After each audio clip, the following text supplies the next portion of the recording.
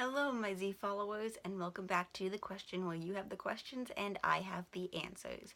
And today, my boyfriend asked me to say how do I interpret Bohemian Rhapsody? And if you don't know what Bohemian Rhapsody is, you've been living under a rock for the past 30 years, man. I'm sorry to tell you this, but it's true.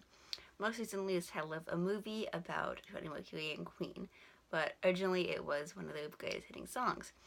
And it's been up to interpretation as it is a rhapsody, and Freddie never really said what what the meaning behind the song was.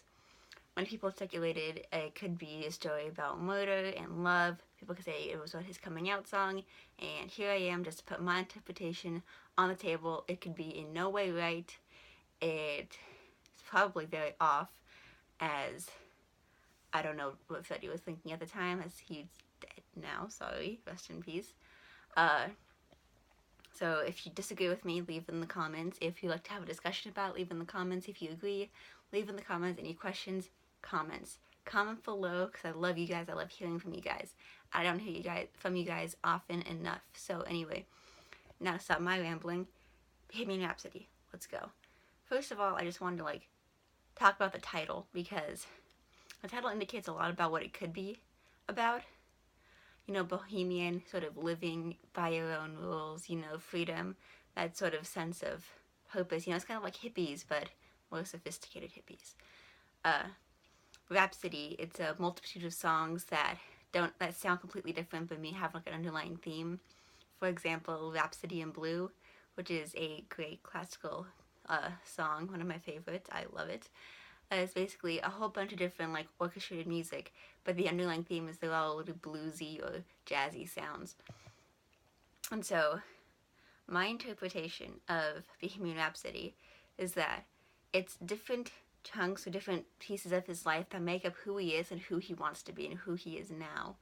The beginning part could be about his introduction into his childhood, introduction into music, that big transition of his life, basically figuring out who he is, who he wants to be, maybe figuring out that he's gay, figuring out that he wants to do music, anything. I don't know. I'm not the big Freddie Mercury Queen expert. If you want to talk to anybody, that's my boyfriend. He is a huge rock and roll nerd, and I just love him to pieces. He's the one who suggested this question, if I didn't say so already. And then he changes to sort of faster part, not like the really big end, but sort of operatic. I think that's sort of just him accepting who he is and really rolling with it, at the beginning of sort of figuring out, this is who I am, this is who I'm going to be. Going from that slow pace to that really fast pace of the music industry, or fast pace of his fame. I don't know if this is right or not. Once again, just up to interpretation. And then for the really fast, for the operatic to the ending, I think it's him trying to wield out his legacy, how he himself is up to interpretation, and I think he gets that, and he knows that when he dies, he won't be remembered exactly for who he is, but one of his famous quotes was, I don't care what you do with my songs or my image as long as I'm not boring. And I think that's what the whole Anyway the Wind Blows is, that whole more bohemian feel. It's just he's living his best life, and he never really planned on any of this. He just sort of took him by the hand and said run, and he benefited a lot from that. I think the message I think he's trying to put out there is that things happen, just you live your life, and if you stay true to who you are, everything is just, you get places that way.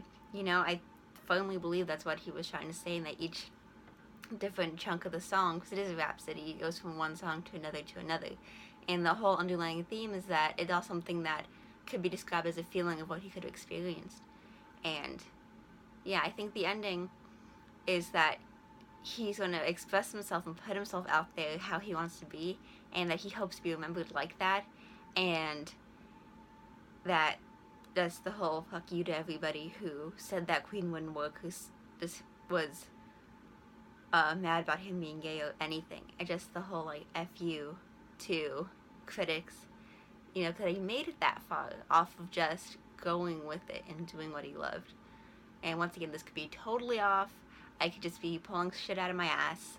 Uh, I am not the most like experienced Queen expert. I am not a Freddie Mercury expert whatsoever. This is just a question I was asked and I answered it. And I'm actually really glad this was the question because I was actually thinking about that earlier yesterday because it is such an up to interpretation song. There have been so many like deep sort of thought out theories and they're all really good, but there's really no way to know. And I think that's one of the great parts about music is that it means something different to everybody, you know? And I don't mean like the new pop sort of music where it's all like sort of the same format but the sound sounds good.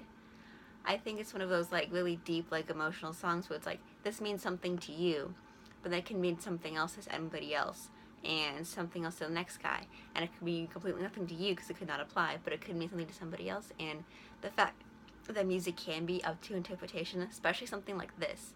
I mean, putting a rhapsody, like a lyrical rhapsody, is really hard because most rhapsodies, if you see, are once again orchestrated, instruments, jazz, blues. The fact that he and Queen can pull off doing something that switched around, like not only just to these extremes, you know, from operatic to fast to really slow paced, but that they did it so frequently is really just astonishing. And I don't think we talk about that enough, that Freddie Mercury was a legend. He still is a legend, and as there's never going to be anything like that. I'm sorry, Adam Lambert. I mean, you're an amazing singer, but you're just not. No one can replace Freddie. Ever. Because no one can do what he did again, and that's amazing. Absolutely amazing. So, again, I love you all so, so much. And if I sound tired or sick, it's because I've been running track all week and it's like 4 miles a day because I do long distance because I hate myself. And I'm just tired, exhausted. But I love you all. Thank you for these like really deep questions. I love answering your question. I wish you guys asked me more questions because I want to hear what you have to say. I want to hear like your thoughts on things, and I don't want to keep like pulling these really boring questions out of my ass. Not this question, but like the other few questions I did. So I love you all. Have an amazing weekend, an amazing life, and strive to be legends.